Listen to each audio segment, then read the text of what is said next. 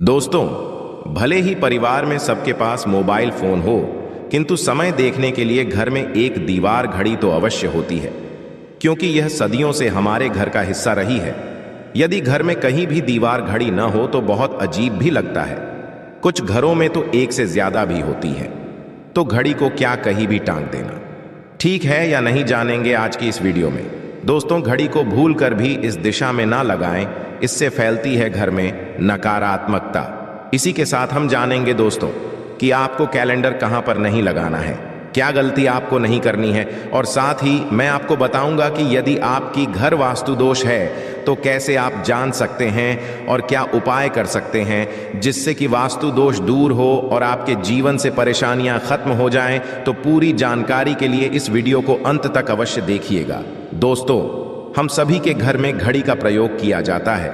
घड़ी जो बीते समय और आने वाले समय के बारे में हमें सूचित करती है। यदि हमारे जीवन पर सबसे ज्यादा किसी का प्रभाव पड़ता है तो वह है समय। हर किसी का समय एक जैसा नहीं होता। अच्छे और बुरे समय सभी के जीवन में आते रहते हैं। समय चक्र का चलना कायम ही रहता है। समय किसी के लिए नहीं रुकता। किंतु यदि हम आपसे कहें कि आप अपने समय को अच्छा बनाने के लिए कुछ उपाय कर सकते हैं, तो आपको यह सुन के कैसा लगेगा? जी हाँ, हम बात कर रहे हैं घर में लगी घड़ी की, जिसे हम रोज निहारते हैं, पर कभी ये नहीं सोचा होगा कि ये घड़ी हमारा समय बदलने और अच्छा समय लाने में मदद कर सकती है।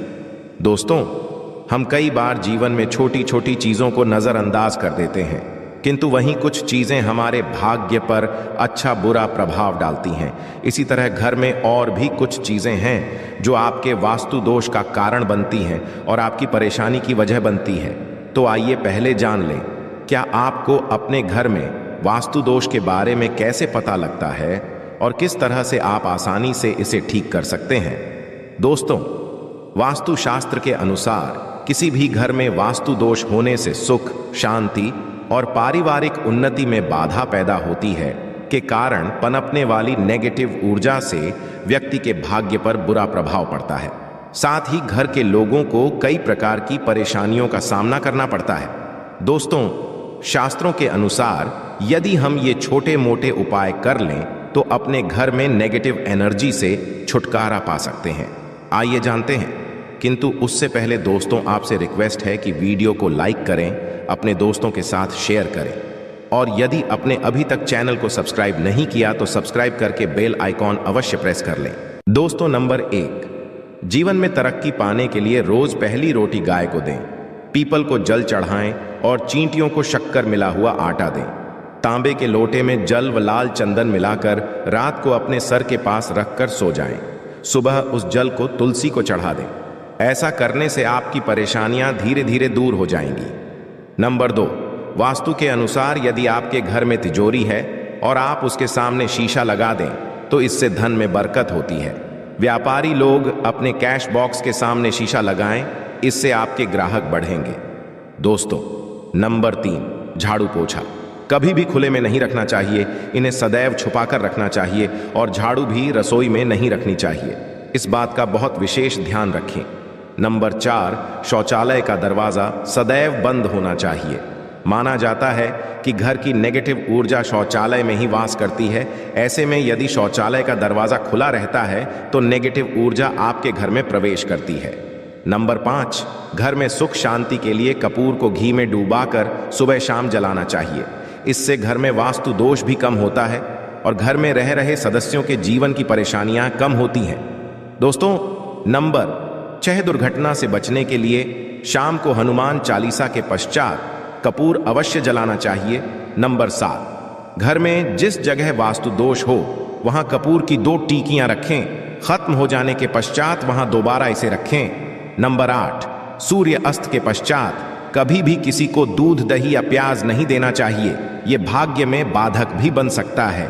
नंबर 9, घर के मुख्य द्वार पर कूड़ादान कभी भी ना रखें। नंबर 10, घर में टूटा हुआ कभी भी नहीं होना चाहिए। नंबर 11, अच्छे भाग्य के लिए सुबह नहाते समय पानी में थोड़ा सा कपूर का तेल मिलाएं। शनिवार को चमेली का तेल भी मिला सकते हैं। नंबर 12, लक्ष्मी की कृपा पाने के लिए रोज रात को रसोई अच्छी तरह से साफ करके चांदी की कटोरी में कपूर और लौंग जलाएं।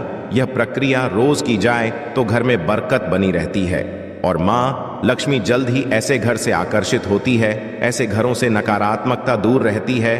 दोस्तों, नंबर 13, घर के सोने वाले कमरे में पौधे नहीं लगाने चाहिए, इससे के ऊपर नेगेटिव प्रभाव हावी हो सकता है।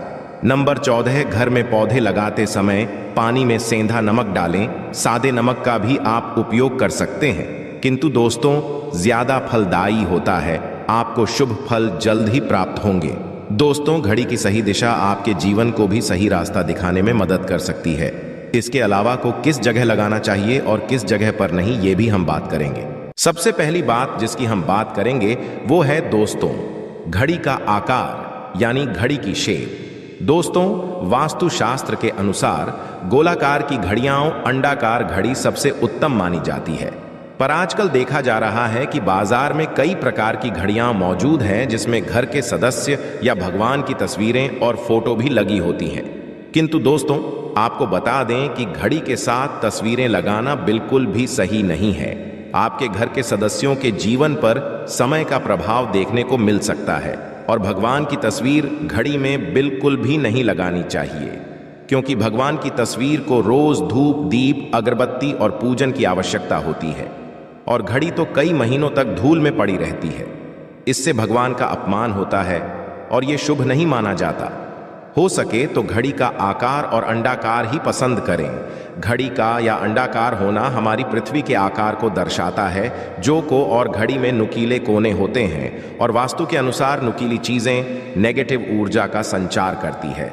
दोस्तों, अगली बार जिसका आपको ख्याल रखना है वो ये है कि घड़ी को स्वच्छ रखें, साफ सफाई का ध्यान रखें, धूल ना जमा होने दें और कहीं से भी घड़ी टूटी फूटी नहीं होनी चाहिए। दोस्तों, जैसा कि हम सभी चाहते कि हमारे जीवन में सब अच्छा और बेहतर होता रहे, तो उसके लिए हम खुद को संवारे रखते हैं, नए कपड़े और आभूषण पहनते हैं। उसी प्रकार अपने घर की घड़ी को स्वच्छ और नए जैसा ही रखना चाहिए, यानी कहीं से भी टूटी फूटी नहीं होनी चाहिए। समय समय पर घड़ी पर छड़ी, धूल और झालों को साफ करते रहें, जिससे आपका भाग्य भी धुंधला नहीं पड़ेगा। दोस्तों, कई घरों में आदत होती है कि पुरानी गाड़ी को बनवाकर ही चला रहते हैं। एक जगह नई घड़ी आई तो पुरानी किसी और जगह लगा देते हैं। ध्यान रखें, घर में पुरानी या फिर टूटी हुई या धूल छड़ी हुई और बंद गाड़ी तो बिल्कुल भी ना रखें, क्योंकि इससे घर में नकारात्मकता और दरिद्रता का वास होने लगता है। बंद पड़ी घड़ी को घर में रखने से व्यक्ति के जीवन में नए अवसर नहीं आते और वह अपने कार्य में कामयाबी प्राप्त नहीं कर पाता। अगली बात जिसका आपको ध्यान रखना है वह है घड़ी की सही दिशा। घड़ी को कभी भी दक्षिण दिशा में नहीं लगाना चाहिए। दक्षिण यमलोक की दिशा मानी जाती है। काल का अंतिम चक्र यहीं से शुरू होता है, इसीलिए वास्तुशास्त्र में इस दिशा को घड़ी के लिए अशुभ माना गया है। घर में घड़ी को उत्तर दिशा, पूर्व दिशा या पश्चिम दिशा में आप लगा सकते हैं, किंतु ध्यान रखें कि घड़ी को कभी भी मुख्य द्वार, कमरे के दरवाजे या आने जाने के लिए उपयोग किए जाने वाले दरवाजे के ऊपर भी नहीं लगाना चाहिए। इससे समय आपके आने जाने की गति और दिनचर्या पर पड़ सकता है। दोस्तों, घड़ी के साथ कैलेंडर का भी ध्यान रखें। जहां घड़ी समय का प्रतीक है तो वहीं कैलेंडर उससे जुड़ी तारीखों का लेखा जोखा बताता है। कैलेंडर को पूर्वी और उत्तरी दिशा की दीवार पर कभी भी नहीं लगाना चाहिए। ये इससे वास्तु दोष उत्पन्न होता है और कृपया करके अपने घरों में नए कैलेंडर के साथ पुराना कैलेंडर कभी भी ना लगाएं। दोस्त और कैलेंडर दोनों ही आने वाले समय के सूचक है, जो हमें आगे बढ़ने की प्रेरणा देते हैं। उन्हें समय के अनुसार ही लगाना चाहिए। इस बात का सदैव ध्यान रखें कि घड़ी का समय सदैव सही होना चाहिए। बहुत से लोगों की आदत होती है घड़ी का समय आगे या पीछे रखते हैं, तो ये गलती आप ना करें। समय सदैव सही रखें, इससे आपको कभी भी समय का काल चक्र और दुष्ट परिणाम प्राप्त नहीं होता। ये छोटा सा आप करके देखिए दोस्तों। छोटी छोटी बातें हैं जिनका आपको ध्यान रखना है। दोस्तों, रखी हुई घड़ी और पुराना कैलेंडर आपके भाग्य को भी रुकावटों से भर देता है। इसीलिए वक्त के साथ आगे बढ़ते रहने के लिए घड़ी और कैलेंडर को बदलते रहिए और कैलेंडर को कभी भी अपने सोने के कमरे में ना लगाएं, ना ही इसे कभी मुख्य द्वार पर टांगे ये शुभ नहीं माना जाता। पुरानी घड़ी किसी दान में देना शुभ माना जाता है। इससे आपके वन से बुरा समय निकल जाता है। इसीलिए यदि आपके घर में कोई पुरानी घड़ी है जो टूटी फूटी ना हो और खराब ना हो, तो वो आप किसी जरूरतमंद को दान में अवश्य दें।